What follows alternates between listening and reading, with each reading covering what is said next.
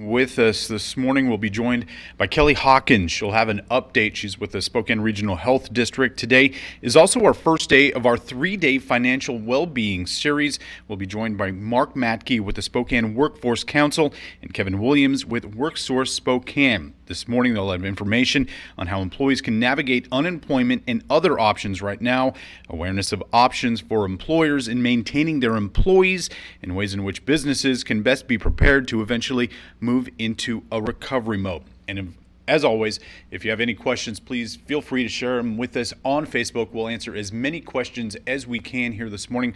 But right now, we will start with Kelly. Good morning, everyone. I'm Kelly Hawkins with the Spokane Regional Health District. This morning, I'd like to start off by saying Happy National Public Health Week. Yes, like many of you out there who are celebrating weddings, birthdays, and community events, probably not quite like you had imagined you would be doing, we are not celebrating 50 years quite like we had planned doing. Yet, during this time, public health is more relevant than ever, and it's also more evident than ever that it takes all of us to ensure a healthy community, now during COVID-19 and into the future. So we'd like to thank you for your efforts to support and uphold public health during COVID-19. So many in our community have wholeheartedly embraced and withstood the hardships of social distancing efforts and good hand washing. You've offered up time and energy to volunteer, supported one another, and looked for ways to support our local businesses. During this time, the work of public health has expanded beyond the health district. Our community partners, including area hospitals, providers, healthcare workers, first responders, our local county and state agencies, colleges and universities, our school districts, and the business community have all supported and guided public health efforts during the past months and will continue to work together united against the spread of COVID-19. During National Public Health Week, we thank you. As of this morning, we have 239 positive cases of COVID-19 in Spokane County. We remain at 13 deaths, and we have 41 total hospitalizations. 15 of those are still currently hospitalized. As we see the numbers continue to increase, it's clear that public health applies to us all, regardless of our community, our industry, or our location. So by working together and supporting one another and practicing social distancing and hygiene recommendations, we'll continue to see the rise slow and flatten. And we can do that while at the same time supporting our economic and financial needs. So today we're going to start our 3-part series, Inland Biz Strong, to provide you with information, tools, and resources to help you as an employee or as an employer. And so with that, I turn it over to our business experts, starting with Mark Matke from the Spokane Workforce Council.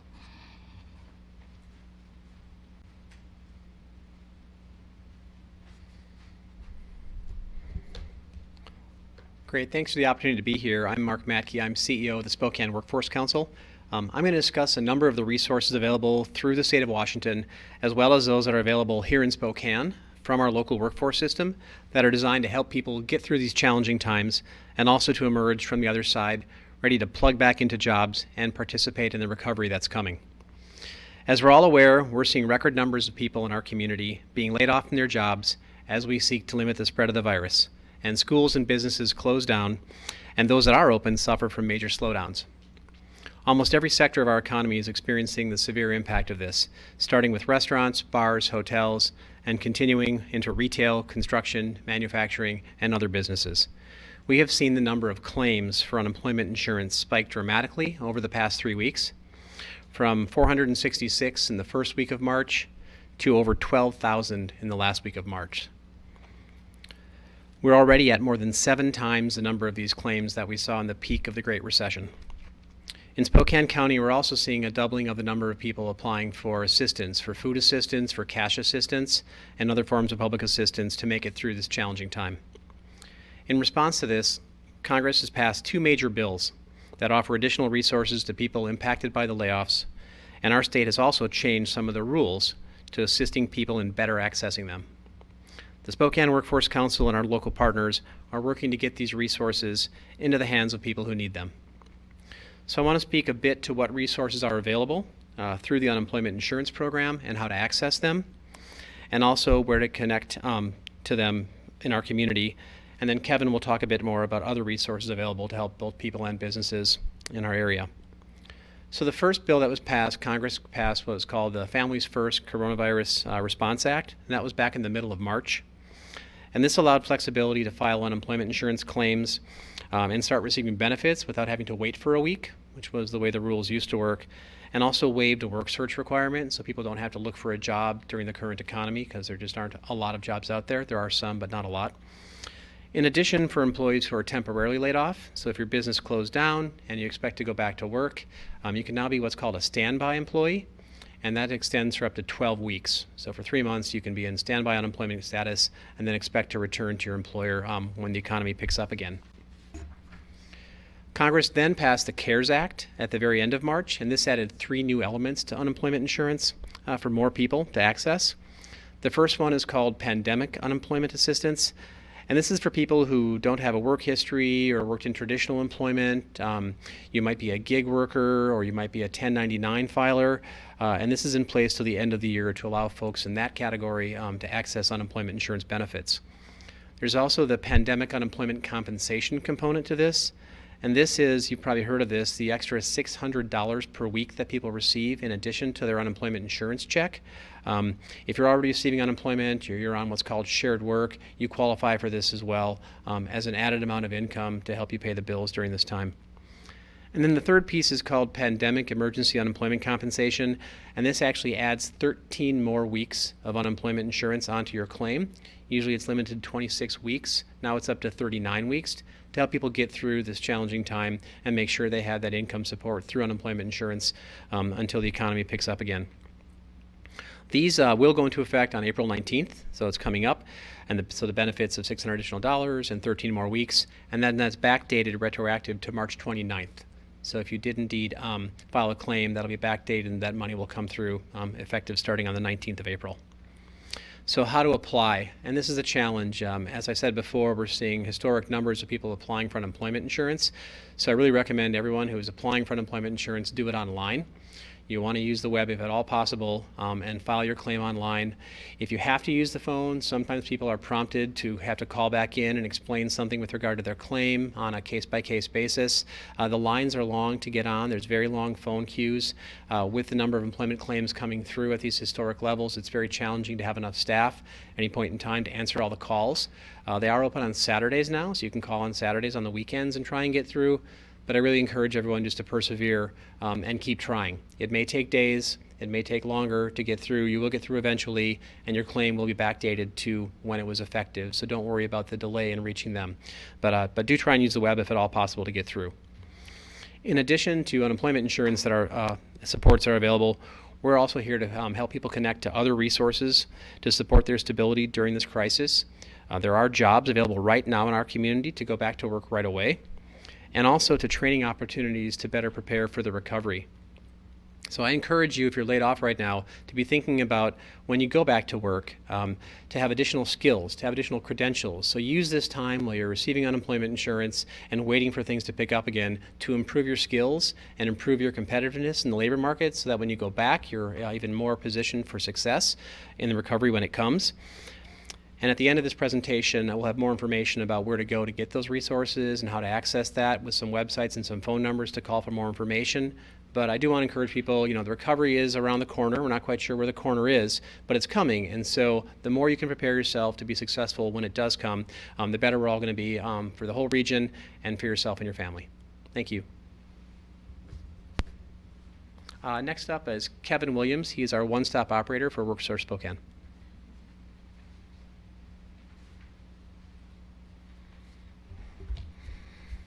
Thank you, Mark. And it's a pleasure to be here today to talk about some of the services that we have on our campus. So I want to first start by just telling you a little bit about our campus. As mentioned, my name is Kevin Williams. I'm the WorkSource one-stop operator for WorkSource Spokane. And first of all, we have our comprehensive center, our employment and training center, WorkSource Spokane, that most folks know. All of these services that I'm going to be talking about through our 4 centers that we have on campus are still providing services both online and through teleservices. Then we also have our Talent Solutions Center by WorkSource, which I'll speak about a little bit more in depth in just a moment about what businesses can do and how they can reach out to that center. We have our Spokane Resource Center, which is a one-stop social services center right above our comprehensive WorkSource Center. And then we have our Next Generation Zone, which is providing education and training and employment opportunities for youth and young adults between the ages of 16 and 24 years old. I wanted to highlight first today some things that our Talent Solutions Center is doing and a couple of programs that a lot of businesses have called and asked about with our Talent Solutions specialists. The first one is the Shared Work program. And so Shared Work is a voluntary business sustainability program through the Employment Security Department that provides flexibility to retain employees at reduced hours. And what this does is it reduces employees' hours by as much as 50%, and employees receive partial unemployment. So they can work 50% of the time, but then receive unemployment insurance for the other 50%. What this does is helps to retain those skilled workers and reduce payroll costs for the employer, and is very much a smart alternative to the layoffs. As Mark mentioned, on top of that, with the CARE Act coming along, additional money can be put in as well for those individuals who are on Shared Work program to receive that unemployment insurance to help pay for that. This really has reduced payroll costs by those who have been surveyed over the last 2 years. Businesses have said this has reduced payroll costs by anywhere from 10 to 15%. It's allowed them to keep that trained workforce in place. And of course, it's improved workplace morale because businesses are looking for alternatives to a full-scale layoff. And later we will be throwing up the website of how you can apply for that through the esd.wa.gov Shared Work program for that. And once again, our Talent Solutions Center, whose number will also be up there, can help guide individuals through these processes with the Shared Work program. The second one is one that comes specifically through the CARES Act and is specifically been there for individuals through the coronavirus stimulus package or loan program that's come through the Small Business Administration. It has got a lot of publicity lately, and I will preface this by saying there has been some news on the fact that it has been a little bit tapped at this present moment in time, but it's still a very viable option for businesses to go out and put themselves in the queue if they feel this is the way that they should go. And this is the Paycheck Protection Program loan, or the PPP. The PPP is for small businesses with fewer than 500 employees, which means a lot of businesses that we have here in Spokane County who opened their business on and before February 15th, 2020. This can be an S Corp, a C Corp, an LLC, a sole proprietorship, or an independent contractor. It also includes certain nonprofits, tribal groups, and of course veteran groups and organizations. You need to certify that your business has been economically affected by or has economic uncertainty because of what's going on right now with the current situation. What can you use this money for has been a lot of questions that have been asked of our Talent Solutions team as well. So you can use this money first and foremost for payroll for you and your employees. But you can also use the money for rent, mortgage obligations, utilities, and other debt obligations that you may have because of what's happening right now. This is the part that's really neat. What is the interest rate? It is at 0.5%. So the U.S. Treasury is stating that the maximum rate would be at 0.5%. It could possibly have been up to 4%, but in legislators, they decided that they wanted to have it at 0.5%. That rate could certainly change, but under law, it cannot exceed that 4%. And how do you pay it back? So the loan term specified by the Treasury guidance is 2 years to pay back this loan. Loan payments are deferred for, of course, the first 6 months, and then there is no prepayment penalty, so you can pay it off at any time. And there's also loan forgiveness, which we've had quite a few calls about asking what does that exactly mean if there's loan forgiveness for the PPP.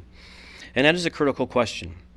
The loan forgiveness provision is probably the best part of all of this, and that is that you're eligible for loan forgiveness for the amounts you spend over the next 8 weeks after receiving a loan or certain qualifying expenses. All those expenses can be looked at, and you can talk to the Talent Solutions team or go to sba.gov to see more about it.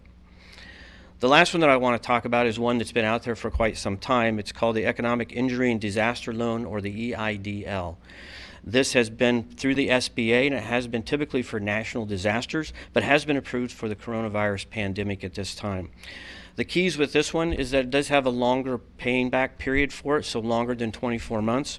But also, if you feel that the maximum amount for the PPE is not enough for you, that it's allowed right now, this one actually can go past that maximum amount and exceed, and that's the difference between the both of them. And I recommend that businesses go out to sba.gov, take a look at both the PPP and the EIDL loan programs and see which one might be best for them.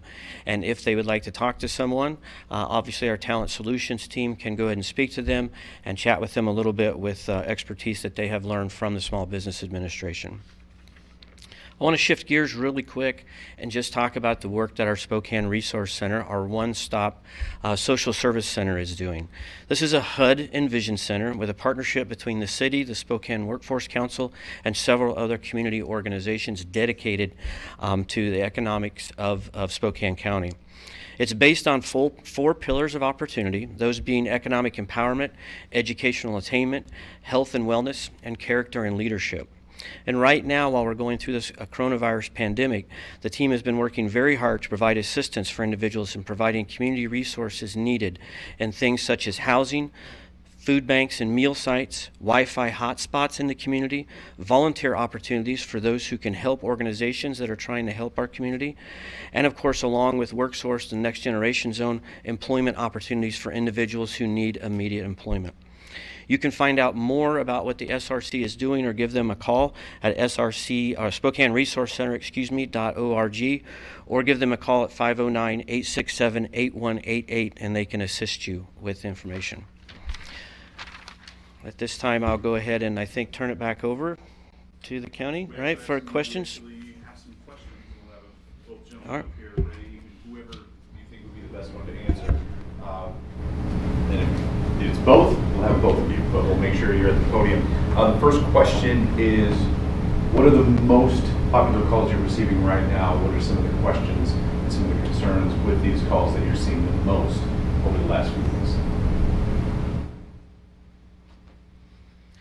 So I'll speak to the three different centers that are receiving most of the calls. First one is WorkSource Spokane. As you can imagine, WorkSource Spokane, which as I mentioned in the beginning, is a consortium of organizations, 7 different organizations in which Employment Security Department, which also oversees the UI division, is part of that partnership.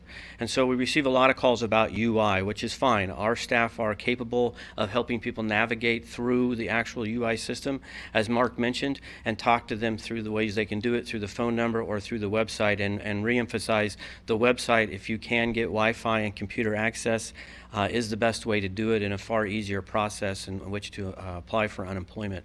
So we're receiving quite a few calls about that. The other thing that we're receiving is individuals right now who are looking for immediate employment opportunities. And so on our webpage, WorkSourceSpokane.com, we have a list of immediate employment opportunities that are out there, and most of these are temporary jobs that some of the critical employers that are out there right now are looking so they can fill those positions so they can continue to support our community. So please go out there to that website and you can see that, and that is a lot of the calls that we're receiving from that end. As I mentioned from Talent Solutions Center, two of the key calls that are going on there, our folks are calling to ask about those things that I talked about with the PPP, the EIDL, and shared work, because they'd like to keep their business open and they want to know what other businesses are doing. So we're starting to create a shared network with industries throughout the community to figure out what other industries are doing so we can get that information out on our WorkSourceSpokane.com website, and in collaboration with KHQ, working also on certain stories so we can get that information out to the community on what these industries are doing to keep their doors open. And with the Spokane Resource Center, lastly, the calls that we're receiving are folks who are right now in a situation because of what's going on where they need assistance, and we're pointing them in the directions of where they can hopefully find food, where they can talk to individuals about housing and have some of those other social services needs. I think this will be another question for you, Kevin. What would you tell employers who are wondering about whether to go for the PPP funding versus laying off employees so that they can have access to those unemployment funds?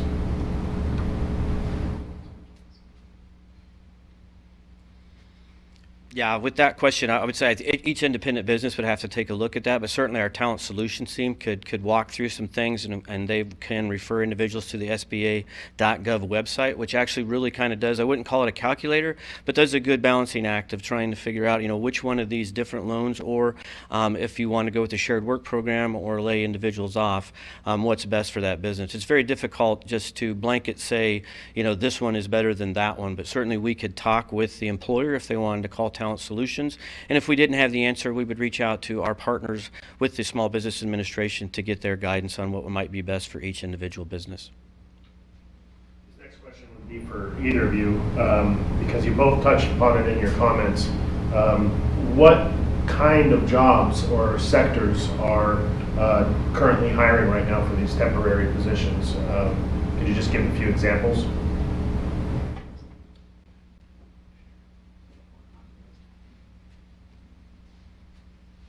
I think I'll just stay up here if that's the way it'll work. Yeah. So on our website, if you go out there, WorkSourceSpokane.com, you can see the different businesses. Certainly, if you look over that list of what essential businesses are, there's probably not a single one in any of those industries that right now does not have or each of those industries has a representative who's doing that. Of course, grocery stores, healthcare areas. You have some of the restaurants who are doing some of the things like Grubhub and DoorDash. They're looking for drivers and things like that. So there's multiple industries that have continued to, I wouldn't use the word thrive, but they've continued to have opportunities where individuals can come into their organization. So almost every key industry that we have here in Spokane is represented in some form or fashion, and certainly those who are essential. But as you can imagine, I would say right now, as you glance through that list, you'll see probably the most jobs that are open are coming from some of those industries, such as grocery stores and things that are looking for different opportunities where they can deliver food to individuals and stay within, the confines of the stay home, stay safe guidelines. We also had another question. Curious about looking a little bit into the future here. What jobs do you gentlemen believe will be coming back first? Yeah, I think our economy has several foundational industries that are always going to be there. Healthcare, manufacturing, IT is up and coming, and so those are the kind of businesses that are going to be coming out of this recovery and still have the needs they had before. They may have workers that are aging out of the workforce, need to be replaced, or building new jobs in, and so there are opportunities across a variety of foundational industries in our area, as well as looking for where the economy will be growing as a result of this. So we're not quite sure what the new economy will look like entirely, and so we're excited by the opportunities to branch out and continue on building on Spokane's infrastructure to ensure that we're successful in whatever this new economy has to offer us. And related to that, in your opinion right now, what does this recovery look like once we get there? That's a pretty big question. It's probably going to come in phases as we start to see businesses come back online, as we lift the stay home, stay safe order, and businesses start gearing up again, and we see bars and restaurants open up again. So we'll see business come flooding back in there, and that'll of course increase consumer spending, and folks will come back in to do shopping. And so, and healthcare, of course, will be consistent throughout all of this. So I think it's going to happen in phases over the course of the next few months once we flatten the curve, as we're all saying, in totality, and can remove all the new cases coming in. We'll start to see this over the course of the summer, and hopefully by the fall be ramping up and in looking at the final quarter of the year to actually being on a firmer footing and having the majority of the economy open again.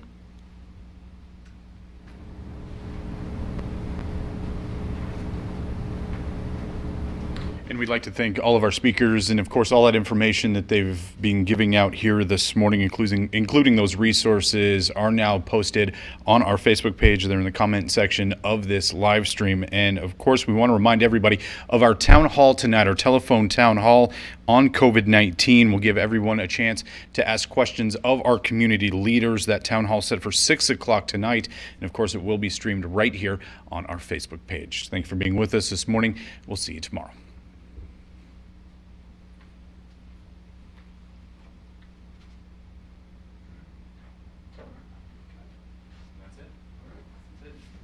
Thank you very much.